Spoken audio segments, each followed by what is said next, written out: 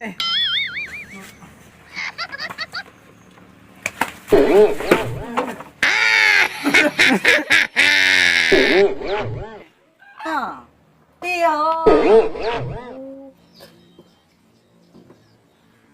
Ê, chị em tê hả?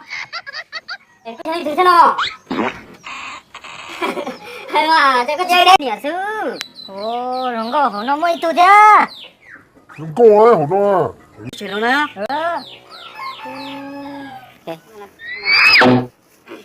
Có tiêu à? Tiêu.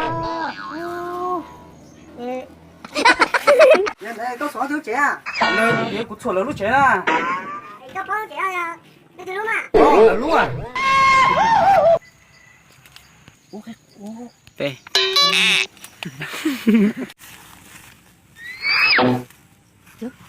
Các con sững. Ai? Vô lại nữa nè. Wow. Wow, nó ngon quá. Nè, con sững. Con biết tôi nữa.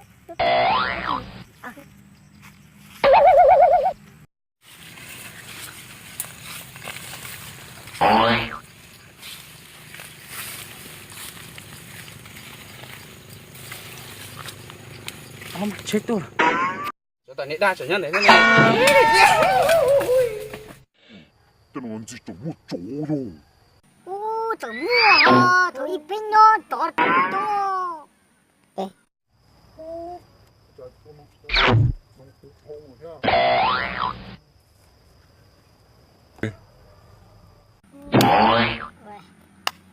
Mày giỏi quá. Tên này giống một chân nó xe của tao luôn à. Shit, tao mà mua. Ô, thằng đi bên nhỏ sẽ. Tôi hay dùng nó. Tôi đi một. 더 쏘, 다시 마. 더 이마. 에, lúc giờ nào mà nằm chơi ra, tại nó nằm nó trông, 다시 마 정말 좋고.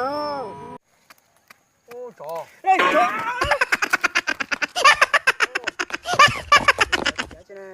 Tôi cho, có mở gì lo à? Ủa em gì trông rồi? Chó mà. Đây chó. Đây. Đây cho nó. Đây. 뭐 저거 뭔데 똥마지야. Gì trông một tôi nông à? Tôi cũng cho sổ trông thôi à? Tôi rồi chúng mua tôi thật luôn. 뚜야. 너 뭐야 기 아직 날.